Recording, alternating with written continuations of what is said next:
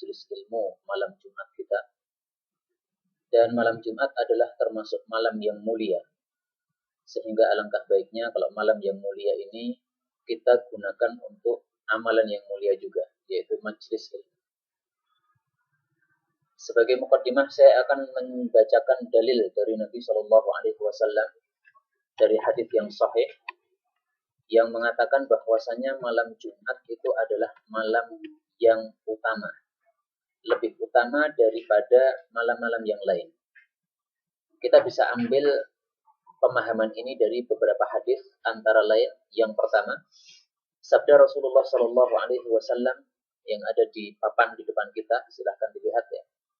Beliau mengatakan, ma min muslimin, tidak ada seorang muslim pun yamutu yaumal jum'ah, yang matinya hari Jumat, au lailatal Jumat, atau matinya malam Jumat, illa kecuali waqahullahu ta'ala, Allah pasti menjaganya fitnatal qabri, dari fitnah di dalam kuburan.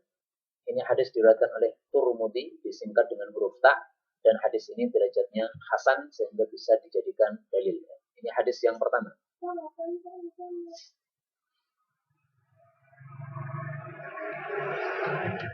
Kemudian Nabi SAW juga menghasung kita untuk memperbanyak salawat pada malam Jumat. Maka beliau mengatakan, aktsirus salata alayya, perbanyaklah salawat kepada saya, fil lailatul gharra wal yaumil azhar. Lailatul gharra maksudnya adalah malam Jumat. Wal yaumil azhar maksudnya adalah hari Jumat.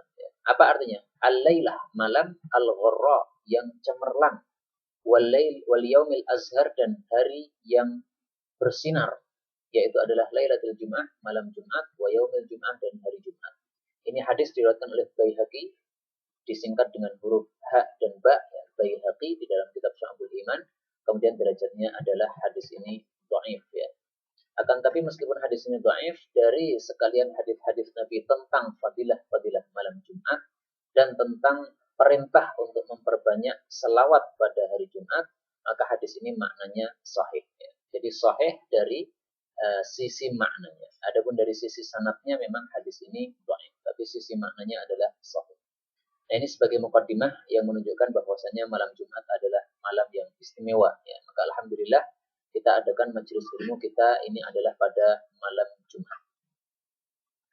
Kemudian pada majelis malam hari ini kita akan membicarakan tentang hadis-hadis yang disebutkan di dalam kitab Al-Jami'us Shaghir yang isinya adalah tentang larangan-larangan dari Nabi Shallallahu Alaihi Wasallam.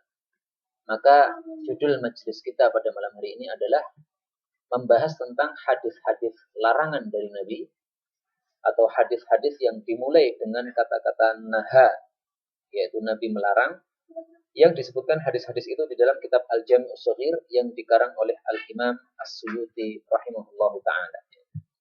Supaya kita mengetahui apa saja yang dilarang oleh Nabi SAW, sehingga kita tidak melanggarnya, karena kita di FPI ini tugas kita salah satunya yang paling penting adalah nahi mungkar ya. Maka jangan sampai kita nahi mungkar tapi kita sendiri yang melakukan kemungkaran itu. Dan kemungkaran itu sangat banyak. Tidak hanya dalam masalah agama saja, bahkan dalam masalah muamalah, termasuk misalnya masalah makan, minum, tidur, itu juga ada kemungkaran-kemungkaran. Maka kita harus perhatikan sehingga di dalam keseharian kita tidak melanggar larangan-larangan dari Nabi Shallallahu Alaihi Wasallam. Nah, itulah tujuan majelis kita pada malam hari ini. Jangan sampai nahi mungkar, akan tapi kita sendiri yang melanggar kemungkaran itu. Itu sebisa mungkin seperti itu. Ya, kita maksimalkan, meskipun kita mengakui bahwasanya kita masing-masing tetap pasti melakukan dosa-dosa yang dilarang oleh Allah Subhanahu Wa Taala, tapi juga kita imbangi dengan istighfar dan minta ampun kepada Allah Subhanahu Wa Taala.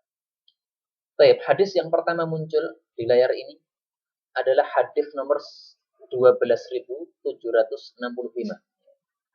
di dalam kitab Al-Jami'us Shaghir. Dan ini hadis yang saya sampaikan pada majelis malam hari ini semuanya hadis yang hasan atau yang sahih ya, sehingga bisa dijadikan dalil. Dan nanti hadisnya akan bermacam-macam, ada larangan tentang masalah jenazah, kemudian tiba-tiba berpindah larangan tentang rumah, larangan tentang masjid dan sebagainya ya, karena memang kitab yang kita pelajari di sini ini bukan kitab yang diurutkan berdasarkan bab, tapi diurutkan berdasarkan huruf. Jadi huruf nun itu membahas tentang naha. Jadi hadis-hadis yang diawali dengan naha, naha, naha itu semuanya pada huruf nun. Hadis yang pertama kita baca, naha telah melarang Rasulullah Shallallahu Alaihi Wasallam antut ba'a, bahwasanya diiringi janazatun, suatu jenazah itu ma'aha ronatun, disertai dengan suara. Suara apa saja tidak diperbolehkan ya, termasuk suara alunan tahlil, tidak ada ya. Maka tidak disukai oleh para sahabat Nabi Shallallahu Alaihi Wasallam untuk berteriak-teriak atau bersuara-suara pada saat mengantar jenazah. Ya sudah, diam saja. Tahlil kan baik Ustaz, iya baik, akan tapi letakkan di tempatnya yang benar. Maka kalau mau tahlil silahkan tahlil, tapi jangan teriak-teriak pada saat mengantarkan jenazah itu. Ini termasuk kemungkaran yang biasa dilakukan oleh sebagian masyarakat Indonesia. Ya. Ini ngantar jenazah sambil nyanyi-nyanyi tahlilan. Ya. Tidak seperti itu yang dilakukan oleh para sahabat Nabi Shallallahu Alaihi Wasallam. Mereka diam, khusyuk. Ya. Kalau mau tahlil silahkan, tapi jangan dikeras-keraskan, apalagi dengan disuarakan dengan satu suara. Itu tidak ada dasarnya. Hadis berikutnya yang muncul di sini adalah naha telah melarang Nabi Shallallahu Alaihi Wasallam antustatarol judur, bahwasanya tembok-tembok rumah kita itu ditutupi, maksudnya ditutupi dengan kain, seperti Ka'bah itu. Ka'bah itu kan dikasih pakaian Pak ya. Nah itu hukum khusus untuk Ka'bah, untuk rumah kita nggak diperbolehkan. Nah, sehingga kalau kita mengadakan acara-acara misalnya ya, acara walimah atau acara apalah di rumah kita, nah, kemudian tembok kita itu ditutupi dengan kain ya, atau dengan apa yang merupakan penutupnya, nah, itu tidak ada sunnahnya dari Nabi Shallallahu Alaihi Wasallam, bahkan itu termasuk sesuatu yang dilarang. Ada seorang sahabat Nabi diundang walimah ke rumah temannya, ya. Sampai ke sana dia barusan masuk rumah itu langsung keluar lagi, kemudian pulang. Ketika ditanya oleh pemilik rumah, kenapa balik lagi? Ya. Maka dia mengatakan, Rasul Shallallahu Alaihi Wasallam melarang tembok ditutupi. Ya, kenapa Anda malah menutupi tembok Anda? Ya, nggak boleh ditutupi. Kalau ditutupi saya nggak mau makan di situ. Ya, nggak mau datang ke walimah Anda. Baik, itu adalah sikap sahabat Nabi Shallallahu Alaihi Wasallam ketika melihat kemungkaran, ya langsung diingkari pada saat itu juga. Kecuali kalau memang diperlukan, misalnya tembok kita itu bolong, ya. Kemudian kita masukkan tamu, nah, kan ini kan lucu, ada tembok bolong, maka ditutupi karena ada bolongnya, nggak ada masalah. Atau temboknya itu ada paku-pakunya yang nempel, ya supaya tidak mengganggu orang yang datang ke rumah kita. Nah kita tutupi dengan kain, nggak ada masalah insyaallah taala karena ada perlunya. Tapi kalau sebagai hiasan saja, nah, maka ini nggak ada dalilnya, bahkan dilarang. Hadis yang ketiga, naha telah melarang Nabi Shallallahu Alaihi Wasallam antusbaro, bahwasanya ditahan al-bahaim, hewan-hewan ternak. Yang dimaksud ditahan ini bukan berarti dikurung, bukan ya. Kalau dikurung nggak apa-apa, karena yang penting adalah kita memberikan haknya, yaitu diberi makan dan sebagainya. Nah, yang dimaksud ditahan ini adalah kebiasaan orang-orang Arab jahiliyah zaman dulu. Kalau ada hewan itu ditaruh di bagian tengah, kemudian diikat gitu, kemudian dijadikan sebagai sasaran anak panah, ya. Latihan panah, kemudian sebagai apa? Sasarannya. Nah, itu yang dilarang oleh Nabi Shallallahu Alaihi Wasallam. Ibnu Umar suatu saat melewati suatu kerumunan orang. Ya. Ternyata di situ ada para pemuda-pemuda. Nah, mereka meletakkan ayam di situ sebagai sasaran untuk anak panah. Ya. Maka Ibnu Umar langsung marah-marah, nahi mungkar pada saat itu. Maka pemuda-pemuda itu pun lari semuanya, terbirit-birit ya, karena takut kepada Ibnu Umar, sahabat Nabi Shallallahu Alaihi Wasallam. Jadi kemungkaran-kemungkaran seperti ini tetap tidak dibiarkan oleh para sahabat Nabi, tapi diingkari dan langsung dirusak itu kemungkaran itu, jangan sampai berlangsung terus. Maka termasuk juga kalau kita melihat misalnya selebaran-selebaran gelap ya, yang isinya fitnah terhadap umat Islam ditempel di masjid-masjid. Nah, nahi mungkar kita juga ada di situ ya, bisa itu dengan apa? Dengan cara mengambilnya ya, atau ditutupi atau ditulis ini adalah fitnah dan sebagainya. Ini termasuk langkah nahi mungkar di dalam menyikapi kemungkaran-kemungkaran yang ada di depan kita.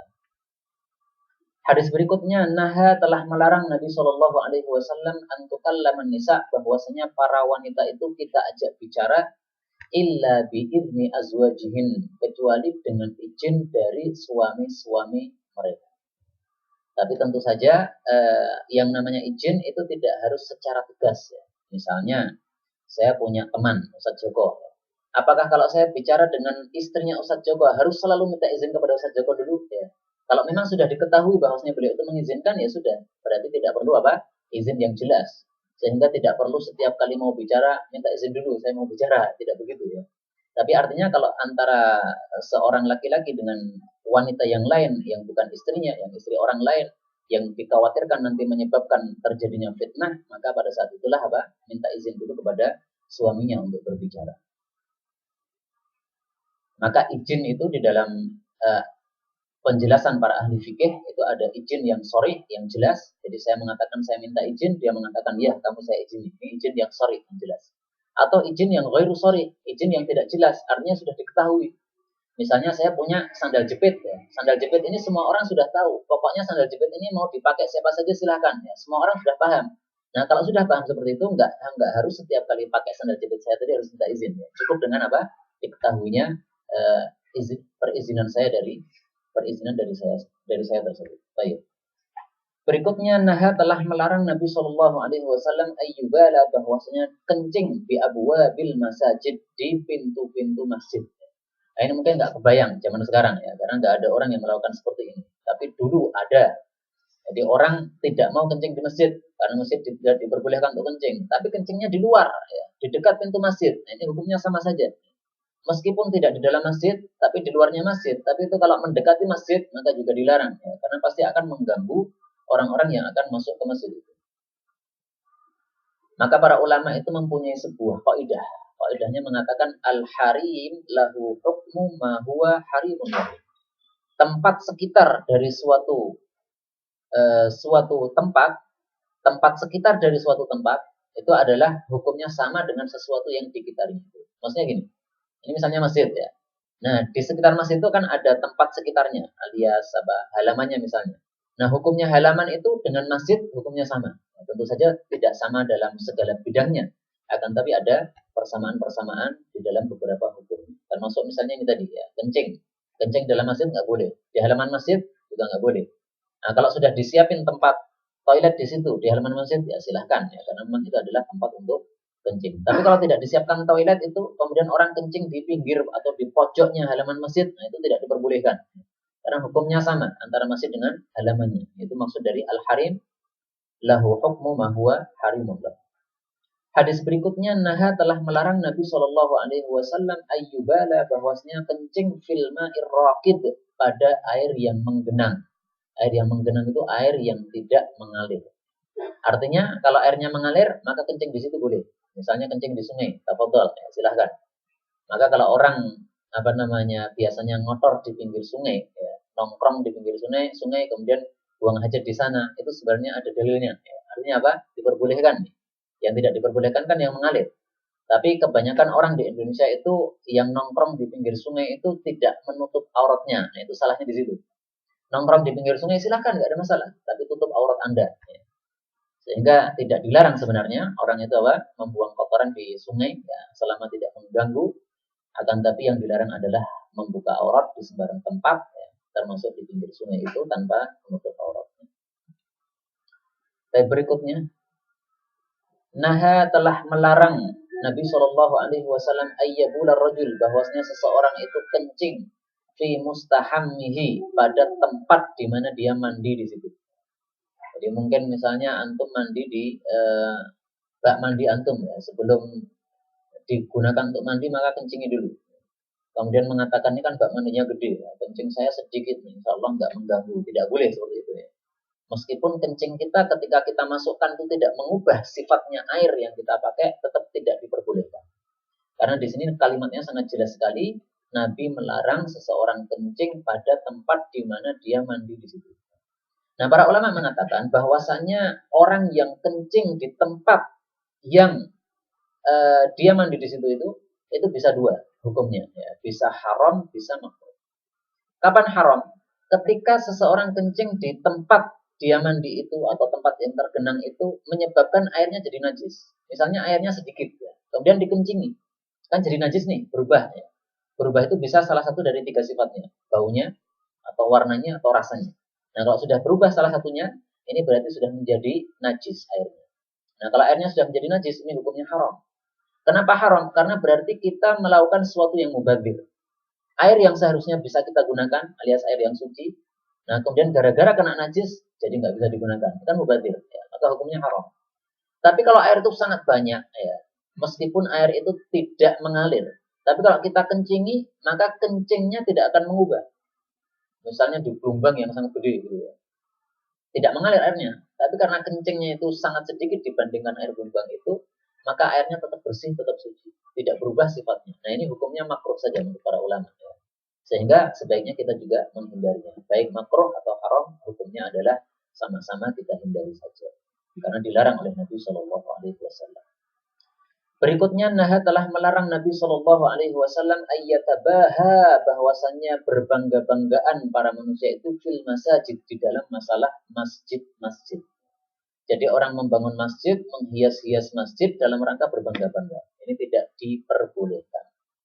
Kalau membaguskan masjid tidak dalam rangka untuk berbangga-bangga, maka selama dia itu tidak sampai mencapai derajat takbir, maka tidak ada masalah. Karena di masa Utsman ibnu Affan radhiyallahu taala anhu, Utsman bin Affan itu memperbaiki Masjid Nabawi tidak sebagaimana Masjid Nabawi di masa-masa sebelumnya. Di masa Nabi, di masa Abu Bakar, di masa Umar radhiyallahu anhuma, itu Masjid Nabawi masjid yang sangat sederhana. Lah kemudian di masa Utsman ibnu Affan itu kemudian temboknya dibikin dari, ya kalau zaman sekarang itu dari apa namanya, semen gini. Ya. Artinya sudah berubah bentuknya atau bahannya dari di masa Nabi Shallallahu Alaihi Wasallam. Atapnya juga begitu. Maka dalam riwayat dikatakan bahwasanya Utsman bin Affan membangun Masjid Nabawi bi hijaratin mangkusyah. Jadi temboknya itu dengan batu bata, dengan batu yang mangkusyah, yang terukir. Ya. Terukirnya gimana saya nggak paham. Ala kulli hal pokoknya menunjukkan itu adalah sesuatu yang indah gitu ya.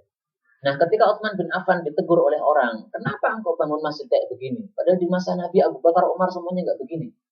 Maka Utsman mengatakan dalam riwayat itu ya, bahwasanya kalian itu tidak rela kalau rumah-rumah kalian itu jelek.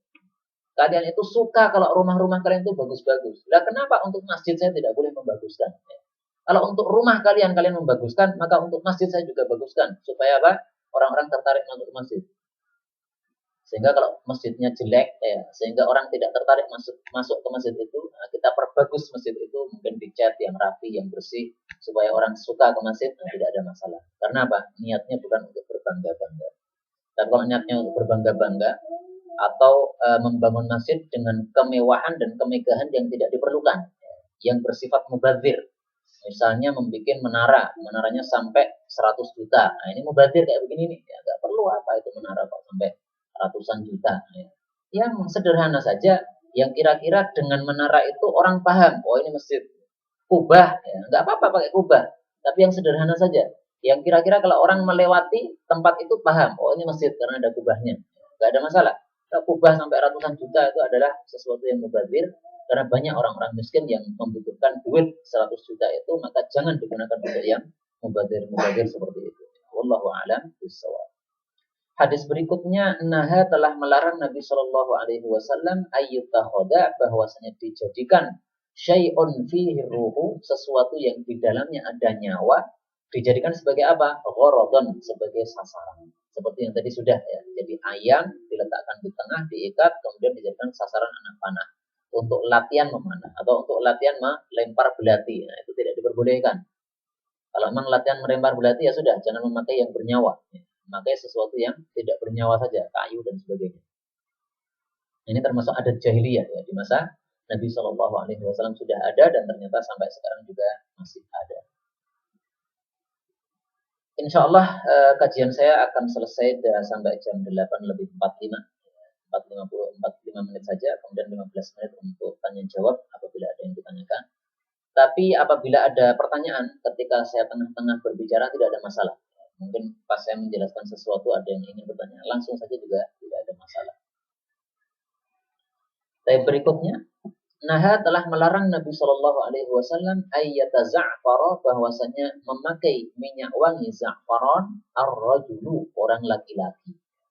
Apa itu minyak wangi za'faron? Minyak wangi za'faron itu di dunia Arab sana, zaman dulu ya, itu adalah minyak wangi untuk para wanita. Minyak wangi untuk para wanita dengan minyak wangi untuk laki-laki itu beda. Kalau minyak wangi untuk laki-laki itu baunya dahsyat, ya. Wanginya dahsyat, tapi tidak ada warnanya. Kalau untuk perempuan, warnanya dahsyat, kuning, atau merah gitu, tapi nggak ada baunya.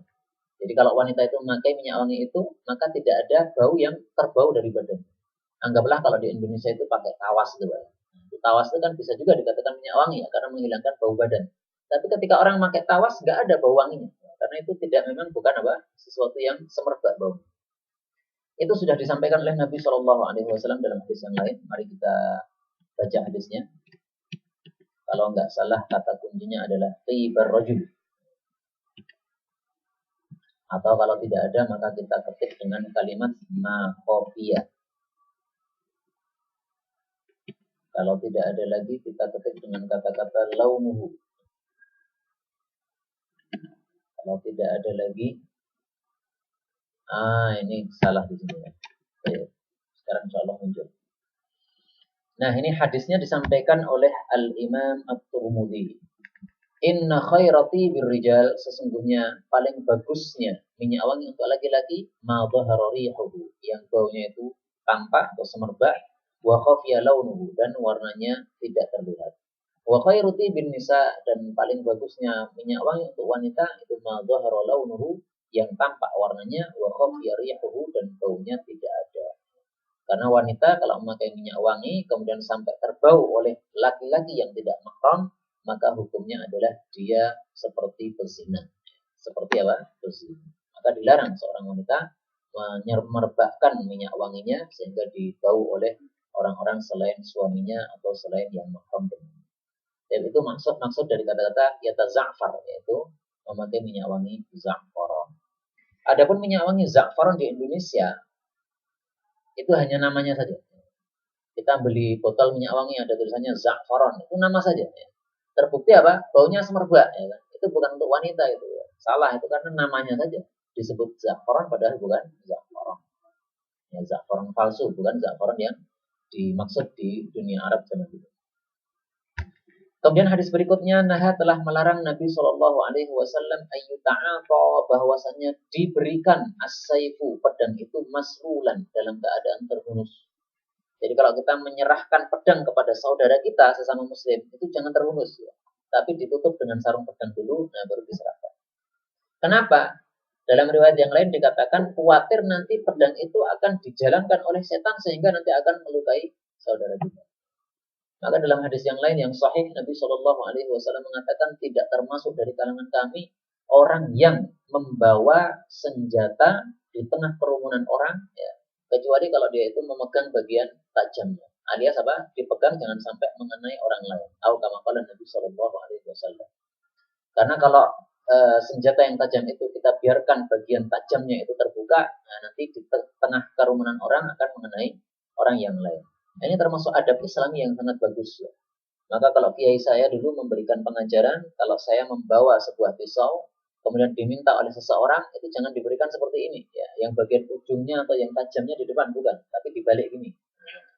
Jadi bagian tajamnya kita tutupi dengan tangan kita, kemudian kita kasihkan dia memegang yang bagian pegangannya itu. Itu demi mengamalkan hadis ini. Nabi melarang pedang diberikan dalam keadaan tertutup. Itu nanti akan menyebabkan gangguan dari setan. Dan berikutnya, Naha telah melarang Nabi Shallallahu Alaihi Wasallam ayyutanaffas fil ina, bahwasanya bernafas pada bejana, yaitu bejana wadah air minum. Jadi pas minum sambil bernafas, nggak boleh ya. Au yunfakha fihi, atau ditiup juga nggak diperbolehkan. Bagaimana kalau panas? Ya silahkan kasih kipas angin, nggak apa-apa. Tapi kalau ditiup, nah ini berbeda. Ini hukumnya tidak boleh. Apa bedanya? Kenapa kalau kipas angin boleh? Kenapa kalau dengan mulut ditiup nggak boleh? Ya, tentu saja berbeda. Karena kalau kipas angin itu kan tidak bermadarat insya Allah. Tapi kalau kita tiup, nah, apa yang kita keluarkan dari mulut kita, ini mengeluarkan ya, bakteri atau penyakit atau ya sesuatu yang kotor lah. Sesuatu yang kotor. Sehingga sesuatu yang kotor kita tiupkan pada minuman kita, itu minuman kita akan menjadi minuman yang kotor. Nah, menjadikan minuman yang bersih, menjadi minuman yang kotor, ini kan berarti termasuk membuat madarat. Ya. Padahal dalam Islam, Nabi sudah menegaskan la dororo, tidak boleh berbuat madarat. Maka dilarang oleh Nabi Shallallahu Alaihi Wasallam.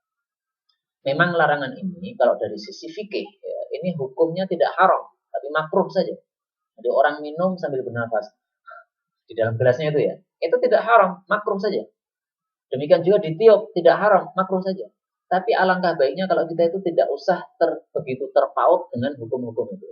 Mau haram, mau makruh, pokoknya Nabi melarang sudah, tinggalkan saja. Karena sifat orang-orang beriman itu kalau Nabi Shallallahu Alaihi Wasallam menetapkan sebuah keputusan, maka nggak usah pilih jalur yang lain.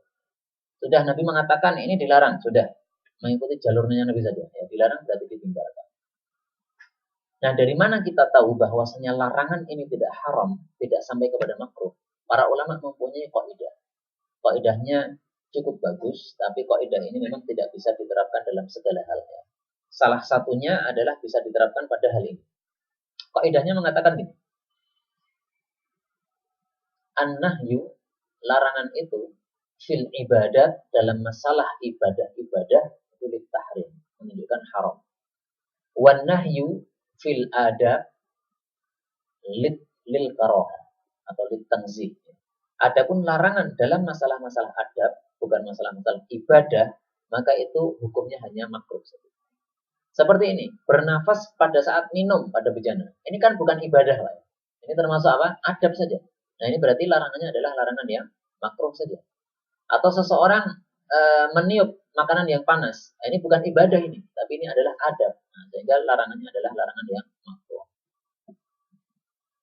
Wallahu a'lam bishawab. Tapi saya ingatkan bahwasanya kaidah ini tidak bisa diterapkan dalam segala hal. Ada beberapa hal termasuk adab, tapi dilarang oleh Nabi, larangannya haram. Contohnya apa? Orang minum dengan tangan kiri. Nabi mengatakan, jangan kalian minum dengan tangan kiri. Karena itu adalah tingkahnya setan. Perbuatannya setan.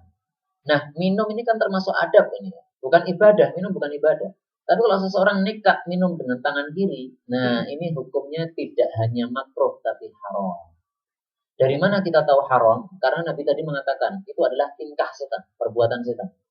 Nah, padahal Allah Subhanahu wa taala mengatakan dalam Al-Qur'an, "Wala tattabi'u khutuwatis syaitan, innahu lakum aduwwum mubin." Kita lihat ayatnya di dalam Al-Qur'an Al-Karim.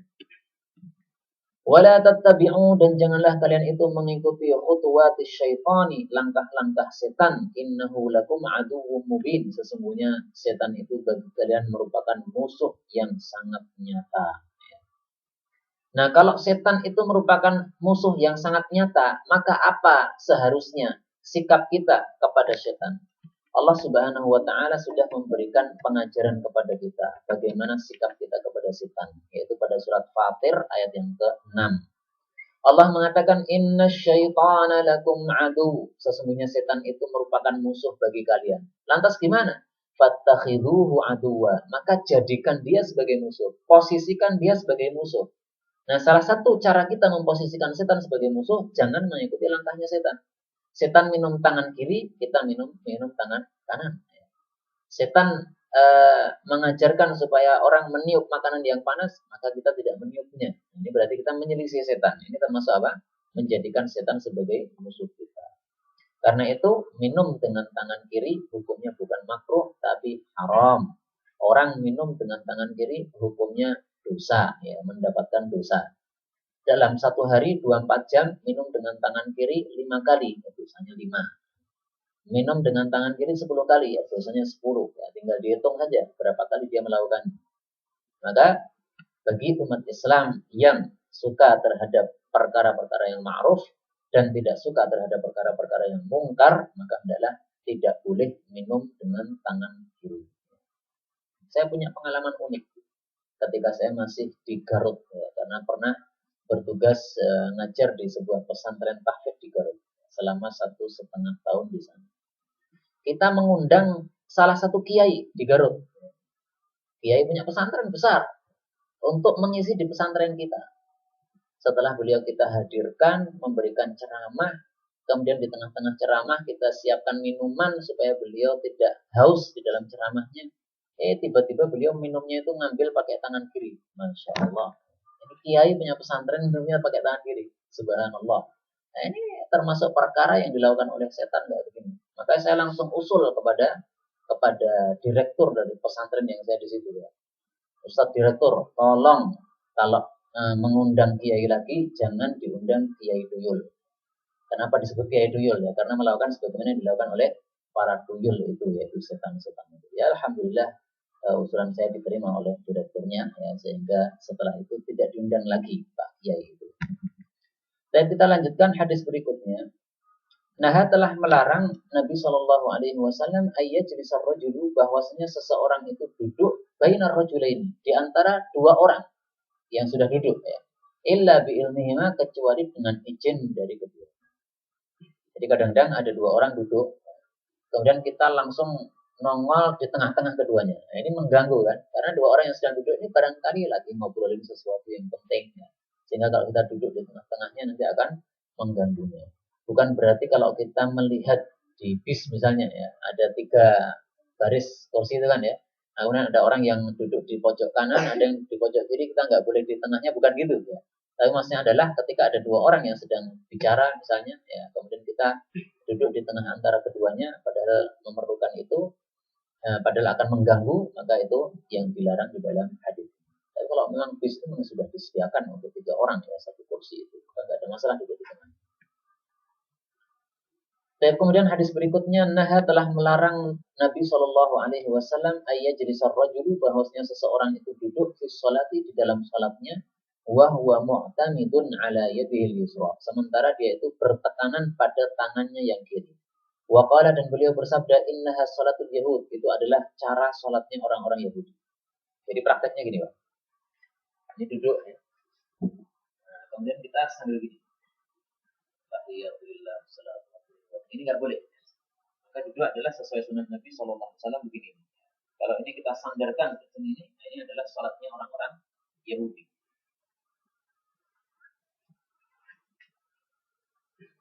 Dan dari hadis ini kita juga tahu bahwasanya orang-orang Yahudi itu juga punya sholat. Hanya sholatnya caranya berbeda dengan sholatnya umat Islam. Sebagaimana juga orang Yahudi punya ibadah puasa, tapi puasanya juga berbeda dengan puasanya umat Islam. Maka kita dilarang untuk menyerupai mereka. Tapi kalau suatu saat orang-orang Yahudi itu menyerupai kita, bukan kita menyerupai mereka, maka kita tidak usah mengubah apa yang kita lakukan itu. Misalnya gini, Nabi Shallallahu Alaihi Wasallam menyuruh supaya kita itu menjaga atau membiarkan jenggot kita tumbuh, jangan dikepras. Itu perintah Nabi Shallallahu Alaihi Wasallam. Nah sekarang kita lihat banyak orang-orang Yahudi yang memanjangkan jenggotnya. Berarti kan mereka menyerupai kita, umat Islam. Apakah berarti kalau kita lihat orang-orang yang memanjangkan jenggot, kemudian kita cukur jenggot kita? Enggak. Karena kita memanjangkan jenggot itu bukan dalam rangka menyerupai orang-orang Yahudi, tapi dalam rangka melaksanakan sunnah Nabi Shallallahu Alaihi Wasallam. Nabi mengatakan arhul liha, biarkanlah jenggot kalian, jangan dikepras ya. Wa ahfus syawarib, tapi kalau kumis maka potonglah.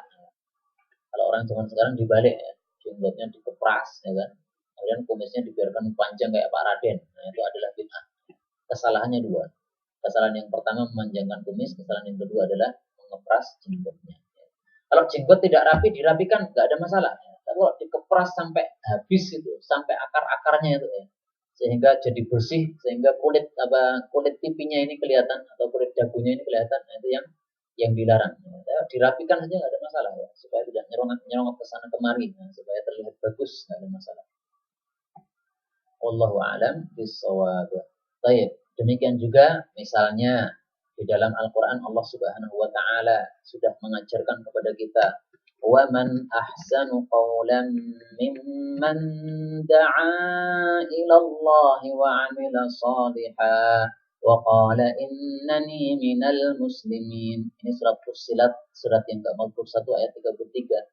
Allah mengatakan man ahsanu qawla, siapa, maksudnya apa ada orang yang lebih baik ucapannya mimman da'a ilallah, daripada orang yang berdakwah mengajak kepada Allah supaya orang menyembah Allah, mentaat kepada Allah, wa amila salihah, dan dia beramal soleh, wa qala, dan dia mengatakan innani minal muslimin, sesungguhnya saya ini termasuk muslimin, sesungguhnya saya ini muslim, saya termasuk muslimin. Orang yang mengatakan seperti ini divonis oleh Allah termasuk ahsanu qawla, orang yang paling bagus ucapannya. Nah, zaman sekarang ada orang yang mungkin tidak pernah mempelajari tafsir ayat ini, Akhirnya mengatakan kalau ada orang muslim mengatakan saya muslim, itu perkataan yang tidak cukup. Harus ditambahi. Muslim yang gimana dulu ya? Muslim yang NU atau muslim yang Muhammadiyah atau muslim yang Sunni atau muslim yang Salafi atau muslim yang Asy'ari. Pokoknya muslim kok nggak cukup, harus ditambahi ya. Nah, itu berarti dia belum pernah membaca ayat ini atau belum mempelajari tafsir ayat ini atau belum membuka-buka kitab-kitab tafsir yang menafsirkan ayat ini ya. Sehingga dia salah ucap seperti itu. Padahal Allah sudah memvonis ahsanu qaula. Ini orang yang paling bagus ucapannya. Nah, orang yang mengatakan bahwasanya seorang muslim mengatakan saya muslim, ini belum cukup. Dalilnya apa? Mereka mengatakan, kalau Anda mengatakan Anda adalah seorang muslim, tok tidak ditambah apa-apa, berarti Anda itu orang Syiah. Loh, kok bisa gitu? Dalilnya apa? Mereka katakan, karena orang Syiah itu salah satu cirinya, kalau ditanya, hei, kamu itu Sunni atau Syi'i? Maka orang Syiah ini akan mengatakan, saya muslim. Berarti kalau Anda mengatakan, saya muslim, berarti Anda sudah menyerupai orang-orang Syiah. Nah, jawabannya adalah sebagaimana tadi. Kalau kita memanjangkan jenggot, kemudian kita dikatakan ente menyerupai orang-orang Yahudi, maka jawabannya adalah saya memanjangkan jenggot bukan untuk menyerupai orang-orang Yahudi. Bahwasanya Yahudi serupa dengan saya itu urusan mereka. Ya. Saya mengatakan saya Muslim itu bukan karena mengikuti orang-orang Syiah. Ngapain orang Syiah diikuti? Ya. Orang-orang sesat kenapa diikuti? Tapi mengatakan saya Muslim karena memang divonis oleh Allah. Siapa yang lebih baik ucapannya daripada orang yang berdakwah amal soleh mengatakan anak Muslim, innani minal muslimin. Dan itu adalah nama yang diberikan oleh Allah Subhanahu wa taala sejak zaman kuno dulu sampai zaman sekarang. Allah Subhanahu wa taala mengatakan huwa sammakumul muslimin min qablu wa fi hadza. Ini surat Al-Hajj ayat yang ke-78. Huwa dia Allah itu sammakum yang memberi nama kepada kalian al-muslimin, kaum muslimin.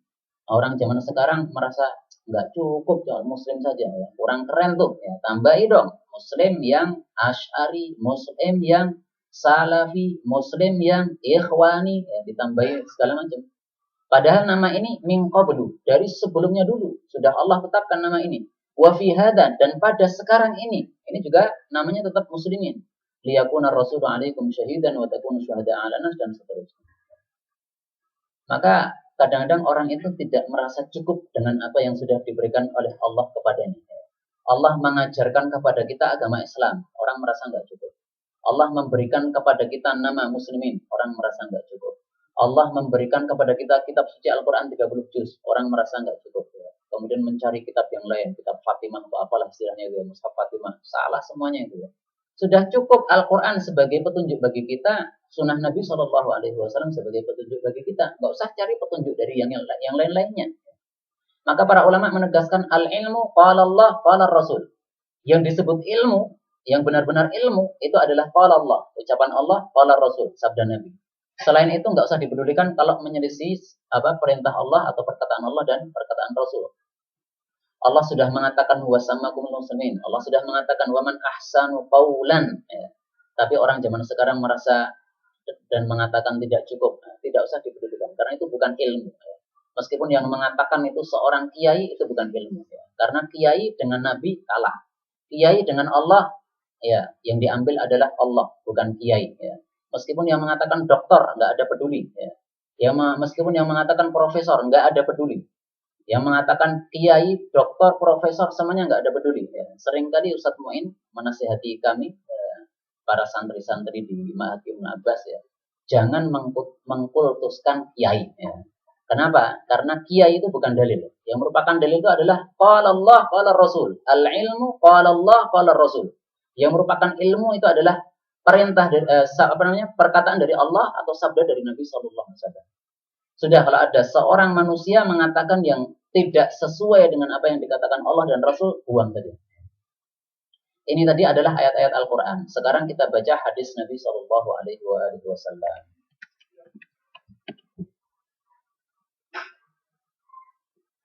Apa kata Nabi SAW? Hadisnya sangat-sangat jelas sekali. Maka kita harus memahami hadis ini. Apa kata Nabi SAW? Ud'u, memanggillah kalian itu. Maksudnya memanggil sesama kita. Bida'watillah, dengan panggilannya Allah Subhanahu wa taala. Allati sammakum, yang kalian itu sudah diberi nama oleh Allah biha, dengan panggilan itu. Panggilannya apa saja? Ada 3. Harus hafal ini. Yang pertama al-muslimin. Kita ini adalah kaum muslimin. Yang kedua al-mu'minin. Kita ini adalah kaum mukminin. Yang ketiga ibadallah, hamba-hamba Allah. Jadi kita ini adalah muslim, kita ini adalah mukmin, dan kita ini adalah Abdullah, hamba Allah. Ini adalah perintah dari Nabi Shallallahu Alaihi Wasallam. Panggillah wahai umat Islam dengan panggilan dari Allah Subhanahu Wa Taala, yang Allah itu sudah memberi kalian nama dengan panggilan itu. Muslim, mukmin, ibadullah. Nah, ini adalah qala Allah, qala Rasul. Saya cuma menyampaikan apa yang disampaikan Allah, disampaikan Rasul. Mau terima atau tidak terima itu bukan urusan saya. Urusan saya hanya apa? Menyampaikan saja apa yang disampaikan oleh Allah dan Rasulullah Sallallahu Alaihi Wasallam. Ya, alhamdulillah selama saya belajar di pesantren sudah terbiasa ya, di pesantren itu diajari supaya tidak selalu mengikuti kiai. Artinya gini, yang kita ikuti itu adalah dalil. Ya. Sehingga kalau berbeda dengan kiai tidak ada masalah. Itu sudah dididik sejak di pesantren. Ya. Sehingga ketika di pesantren itu kiai selalu berpesan bahwasanya pendapat saya begini, kalian tidak harus mengikuti pendapat saya. Kalian teliti, wahai para santri. Kalau memang dalil itu menunjukkan bagi kalian adalah hukumnya A, sementara saya berpendapat B, maka jangan mengikuti saya. Ikuti apa yang menurut antum itu lebih kuat ya. Berdasarkan apa? Dalilnya. Maka selama di pesantren banyak sekali ya teman-teman saya, para santri yang menulis karya tulis. Yang karya tulis itu isinya bertentangan dengan apa yang merupakan pemahaman kiai kami. Misalnya masalah safar misalnya. Safar itu kan diperselisihkan oleh para ulama. Safar yang menyebabkan boleh qasar salat itu safar yang berapa jaraknya. Ada yang berpendapat itu kalau 1 mil sudah boleh untuk safar. 1 mil itu padahal cuma 1,8 kilo. Dari Ngeruki sampai sini udah boleh qasar salatnya. Ada yang berpendapat seperti itu. Nah, tapi kalau mayoritas para ulama 80 kilo. Ya. Nah, silahkan milih mana pendapat-pendapat ulama itu yang banyak itu antum teliti mana yang paling kuat dalilnya. Itu antum ikuti. Ya. Tidak usah apa? Tidak wajib untuk mengikuti perkataan kiainya. Misalnya juga masalah yang lainnya, apakah orang yang safar, apakah dia itu boleh bertayamum meskipun ada air, ataukah tayamumnya itu hanya boleh ketika sudah cari air, nggak ada air. Ya.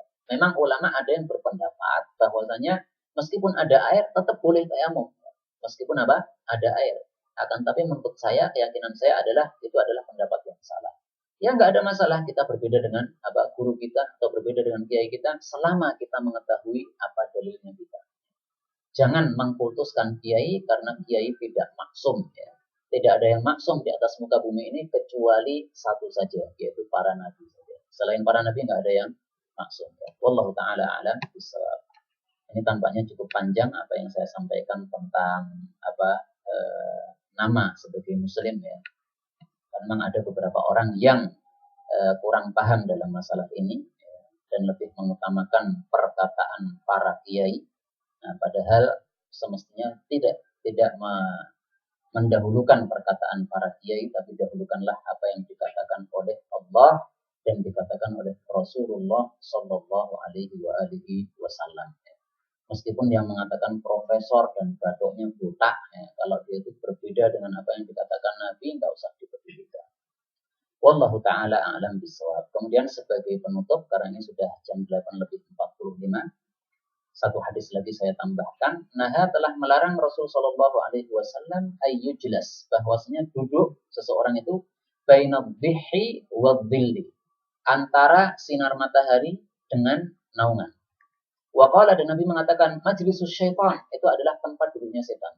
Maksudnya apa? Seseorang duduk, kemudian sebagian badannya terkena sinar matahari, sebagian badannya lagi terkena naungan.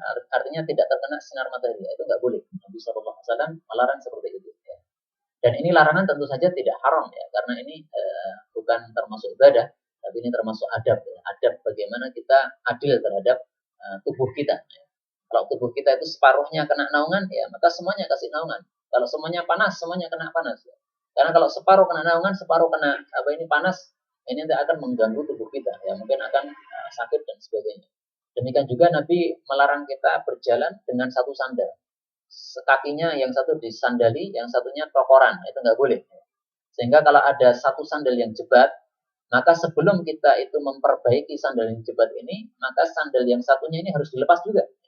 Dilepas juga sehingga tokoran kedua-duanya. Ya, kemudian setelah diperbaiki sandalnya, nah baru kemudian bisa berjalan dengan dua sandal tersebut. Wallahu ta'ala a'lam bishawab. Inilah kiranya yang dapat saya sampaikan pada malam hari ini yang berjudul hadis-hadis yang dimulai dengan kata-kata naha. Rasul Shallallahu Alaihi Wasallam melarang, yang disebutkan oleh Al Imam Asyuti di dalam kitabnya Al Jami' As-Shaghir. Ya, dan kitab ini memang sering saya ajarkan di beberapa tempat karena kitab ini termasuk kitab yang unik, yaitu kitab yang merupakan kamus hadis. Kalau di Indonesia ada KBBI, Kamus Besar Bahasa Indonesia. Nah, di kalangan para ulama itu ada kamus hadis, yaitu kamus hadis yang berisi hadis-hadis yang penting-penting, alias hadis-hadis yang sering kita gunakan di dalam keseharian kita, atau hadis yang cukup tenar dan populer di antara para ulama. Nah, sehingga kalau seseorang menguasai kitab ini, Al-Jami' As-Shaghir, Masya Allah, itu sudah ilmunya sudah cukup tinggi. Ya. Maka dulu ketika masih di pesantren, saya masih ingat pesannya salah satu pesannya Kiai, itu adalah katakan kitab ini, Al-Jami' As-Shaghir, karena memang isinya Masya Allah sangat bagus sekali. Wallahu a'lam bishawab. Kita akan sampai di sini. Subhanallah wa bihamdihi, asyhadu an la ilaha illa anta, astaghfiruka wa atubu ilaik. Kalau ada pertanyaan maka dipersilakan.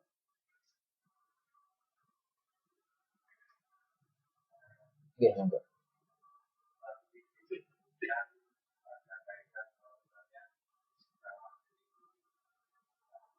Iya, iya.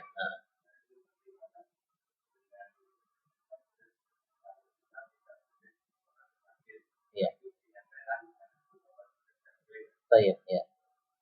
Tadi sudah saya katakan bahwasanya kaidah tadi al-harimu lahu hukmu ma huwa harimun lahu. Jadi tempat sekitarnya masjid hukumnya sama dengan masjid, ini tidak diterapkan dalam segala hal. Nah, termasuk dalam masalah jual beli. Apakah Nabi ketika melarang jual beli di dalam masjid, berarti di halaman masjid juga tidak boleh jual beli? Dalam pandangan saya, setelah mempelajari kaidah yang tadi saya sampaikan, itu tidak termasuk yang dilarang. Kenapa? Karena maqasidus syariahnya, tujuan syariah Nabi itu melarang orang berjual beli di masjid, itu supaya tidak mengganggu ibadah. Karena masjid itu kan digunakan untuk ibadah. Nah, kalau ada orang jual beli di masjid, pasti ibadahnya terganggu. Karena yang namanya jual beli kan ada pembicaraan ya, ini harganya berapa, ini susu es gini, ya itu akan mengganggu. Tapi kalau di luar masjid, alias di halaman masjidnya, di tempat parkiran, itu kan tidak mengganggu. Maka insya Allah tidak ada masalah. Kecuali kalau dia di parkiran tapi teriak-teriak kayak di pasar ya. Oh murah. Nah, itu nanti yang di masjid apa terganggu, nah, itu berarti hukumnya sama, dilarang. Karena apa? Maqasid syariahnya adalah bahwasanya kita dilarang untuk mengganggu ibadah yang ada di dalam masjid. Tapi meskipun tidak ada orang misalnya, di masjid tidak ada orang, sepi. Kemudian kita jual beli di dalam itu. Dan kita mengatakan, ini sepi kok, nggak ada orang, saya tidak mengganggu sama sekali. Tetap nggak boleh. Karena nasnya memang melarang jual beli di dalam masjid. Cukup jelas insya Allah. Termasuk iktikaf. Ya. Iktikaf itu kan di masjid. Boleh nggak kemahnya iktikaf diletakkan di luar masjid? Yaitu di halaman masjid. Nah, di sini ulama berbeda pendapat. Ada yang mengatakan itu masuk dalam kaidah tadi. Jadi boleh. Karena hukumnya halaman sama dengan masjid. Ada yang mengatakan nggak boleh gitu. Karena Nabi itu iktikafnya selalu berada di dalam Masjid Nabawi. Padahal kamarnya beliau itu, rumahnya beliau itu nempel dengan masjid. Meskipun begitu, tapi beliau nggak keluar ke kamarnya. Tetap berada di masjid terus. Dan ini adalah pendapat yang lebih kuat insya Allah Ta'ala. Maka biasanya kalau itikaf itu saya lihat dulu. Ya. Itu itikafnya, kemahnya di mana? Kalau kemahnya ditaruh di luar masjid, sudah saya nggak mau ikut. Ya. Silahkan yang mau ikut, nggak ada masalah. Yang menganggap itu boleh. Tapi saya lebih suka untuk iktikaf di tempat yang memang tempat iktikafnya itu adalah di tempat masjidnya itu sendiri. Artinya di tempat yang digunakan untuk sholat itu, ya, bukan di halaman. Wallahu a'lam bishawab. Ada lagi pertanyaan? Cukup? Oke. Iya. Itu ada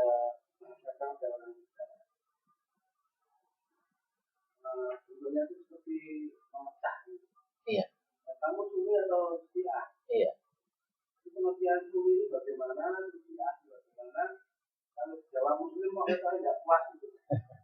Iya. Itu munculnya itu saya. Jadi Sunni itu apa, Syi'i itu apa? Pertanyaannya gitu ya. Jawabannya adalah Sunni itu adalah orang yang menganut mazhabnya Ahlus Sunnati wal Jamaah. Apa itu Ahlus Sunnati wal Jamaah? Yaitu orang yang mengikuti sunnah Nabi Shallallahu Alaihi Wasallam dan hidup secara berjamaah, mengikuti jamaah.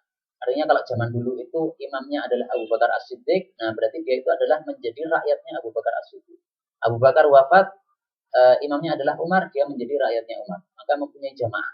Artinya apa? Hidup bersama jamaah taat dengan imam. Nah itu yang dimaksud Ahlus Sunnati wal Jamaah. Adapun Asyi'ah, orang Asyi'i itu adalah orang-orang yang menganut paham sesat Syiah namanya. Seperti Mu'tazili, orang yang menganut paham sesat namanya Mu'tazilah. Khariji itu adalah orang yang menganut paham sesat bernama Khawarij. Ya. Jadi paham-paham sesat di dalam tubuh umat Islam sangat banyak sekali. Ada orang yang bermadhab Syiah, ada yang bermadhab Khawarij, ada yang bermadhab Asy'ariyah. Meskipun Asy'ariyah ini ada yang memasukkan ke dalam Ahlus Sunnah juga. Ya. Ada yang bermadhab, ya banyak sekali lah, pecah-pecahan Jahmiyah dan sebagainya. Nah, kalau kita mengikuti madhab-madhab yang sesat itu, berarti kita sudah keluar dari sunnah Nabi SAW. Nah, maka itulah yang dimaksud Sunni dengan Syi'i. Maka kalau pertanyaannya adalah, apakah engkau itu Sunni atau Syi'i? Maka kemudian kita mengatakan, saya mengikuti sunnah Nabi SAW. Itu sebenarnya sudah cukup. Tidak harus mengatakan saya Sunni. Tidak harus mengatakan begitu. Karena maksudnya apa? Yang penting kita itu mengikuti sunnah Nabi SAW. Nabi menyuruh kita untuk mengikuti sunnah beliau. Tapi Nabi tidak pernah mengatakan, katakanlah bahwasanya kamu Sunni. Tidak pernah begitu. Sehingga tidak wajib orang mengatakan, saya Sunni. Tapi wajibnya orang itu mengikuti sunnah Nabi SAW. Nah, orang kadang-kadang rancu dalam hal ini. Ya. Kamu itu bukan Sunni. Ya. Kenapa? Karena kamu tidak mau mengatakan saya Sunni. Ini salah. Ya. Sunni itu apa? Sunni itu adalah orang yang mengikuti sunnah Nabi SAW. Apakah Nabi pernah menyuruh kita untuk mengatakan, katakanlah saya Sunni? Kan nggak pernah begitu. Nabi mengatakan tadi, ud'u bida'watillah allati sammakum. Kalau memanggil saudara kita, itu adalah dengan nama yang sudah diberikan oleh Allah. Muslim, mukmin, Abdullah. Maka kalau orang-orang zaman dulu itu, kalau ada orang dengan orang yang lain tidak kenal, namanya siapa, maka biasanya manggilnya itu, ya Abdullah, wahai hamba Allah. Tapi nanti kalau sudah kenal namanya baru diambil dengan apa? Namanya. Misalnya saya ketemu di bis ya dengan seseorang pakai peci. Nah, saya tanya, "Ya Abdullah, Mas Muka. Wahai Abdullah, nama Anda siapa?"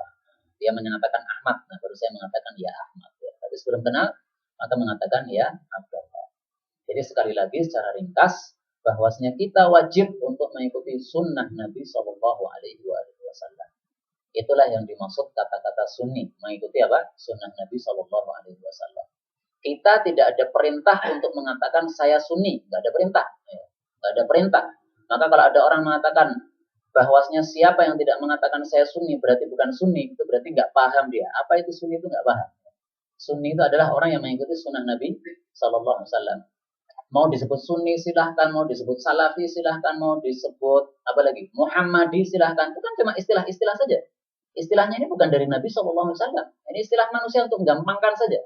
Karena kalau mengatakan mengikuti sunnah Nabi, kan panjang, Pak. Nah, maka diringkas menjadi apa? Sunni. Ya. Salafi, maksudnya apa? Orang yang mengikuti salaf, ulama-ulama soleh kita. Ya. Seperti para sahabat, tabi'in, dan atba'ut tabi'in. Itu maksudnya salafi. Nah, supaya ngomongnya itu nggak terlalu panjang, maka disingkat menjadi apa? Salafi.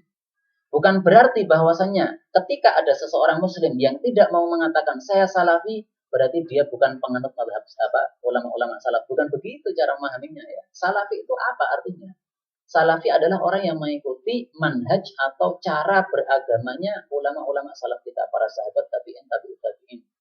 Sehingga kalau ada orang mengatakan saya salafi, tapi hidupnya ngawur, tidak mengikuti manhajnya ulama-ulama salaf kita, itu berarti bukan salafi. Ada orang mengatakan saya Sunni, tapi nggak ikuti sunnah Nabi, itu bukan apa? Bukan Sunni. Gitu. Sunni itu siapa? Orang yang mengikuti sunnah Nabi SAW. Salafi itu siapa? Orang yang mengikuti para ulama-ulama salaf kita. Itu semuanya dan istilah-istilah saja. Nah, istilah-istilah itu kita tinggalkan karena Nabi SAW sudah menyuruh kita panggillah dengan panggilan yang sudah diberikan oleh Allah. Apa memang Allah memberikan nama kepada kita itu nggak cukup?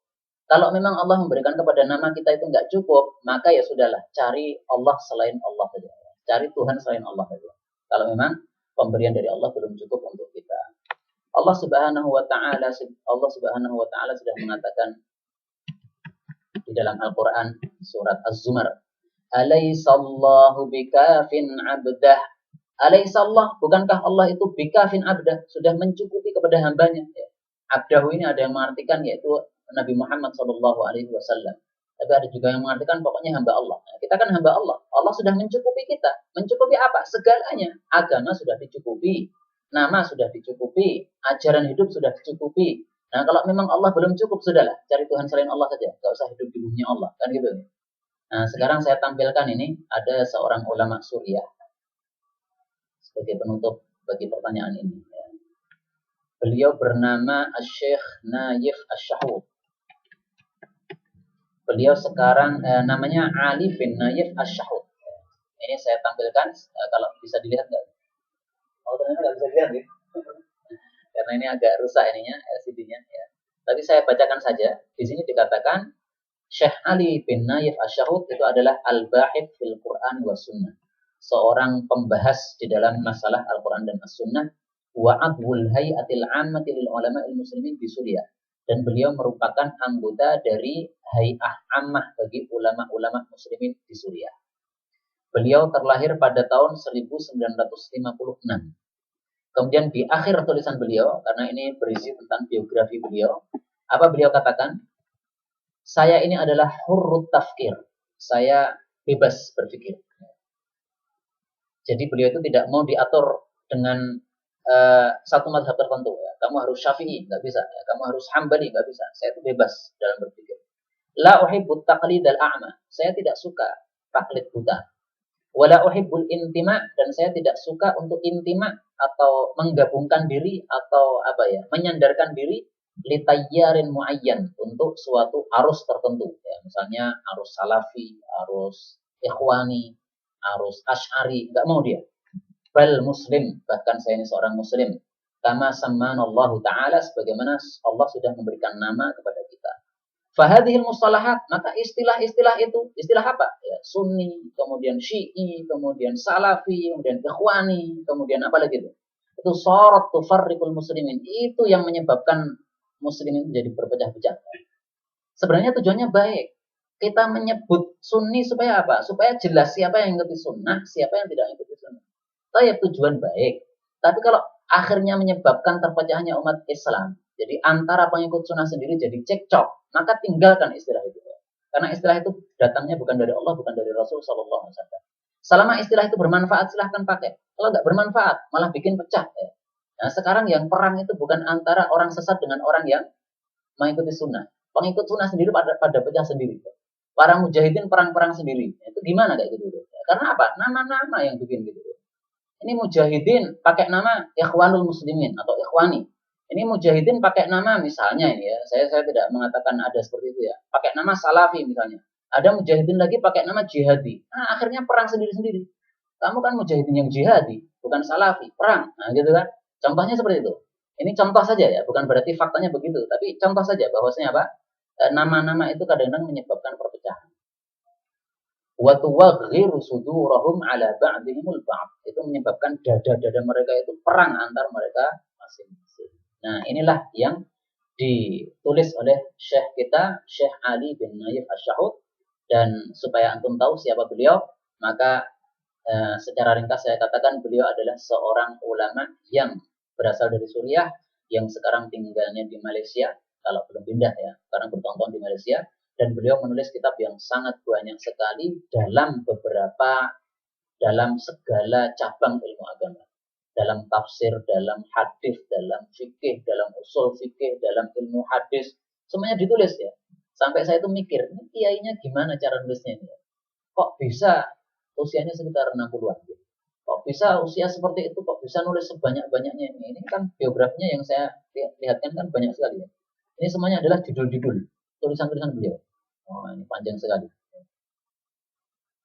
Nah, ini menunjukkan beliau sangat banyak sekali berkarya dan sangat banyak sekali membaca. Nah, kesimpulan dari apa yang sudah beliau pelajari, beliau adalah orang yang bebas dalam berpikir, alias tidak harus mengikuti satu mazhab tertentu ya, tapi hendaklah mengikuti sunnah Nabi Shallallahu Alaihi Wasallam. Apa yang dikatakan Nabi itulah yang diikuti, dan beliau tidak mau intimah kepada tayar-tayar atau aliran-aliran di dalam tubuh umat Islam ini yang tertentu. Pokoknya selama orang itu mengikuti sunnah Nabi SAW, maka dia itu adalah termasuk ahlus sunnati wal jamaah, saudara kita, dan jangan kita bermusuhan antar sesama kita hanya gara-gara nama-nama saja, yang nama-nama itu tidak ada dasarnya dari Nabi SAW. Dan sekali lagi, al-ilmu maqala Allah wa qala Rasul. Ilmu itu yang disampaikan Allah, sampaikan Rasul. Apa yang saya sampaikan dalam majelis ini bukan pendapat saya. Saya hanya sekedar menyampaikan apa yang dikatakan Allah dalam Al-Quran, apa yang disampaikan Nabi dalam hadis beliau. Wallahu ta'ala a'lam bishawab. Inilah kiranya yang dapat kita bicarakan pada malam hari ini. Mudah-mudahan ada manfaatnya, dan kalau ada salahnya itu dari saya, bukan dari Allah, bukan dari Rasul, dan Allah dan Rasulnya berlepas diri dari kesalahan tersebut. Dan saya beristighfar minta ampun kepada Allah atas kesalahan-kesalahan apabila ada yang saya ucapkan salah di dalam majelis ini. Subhanakallahumma rabbana bihamdika asyhadu an la ilaha illa anta astaghfiruka wa atubu ilaik.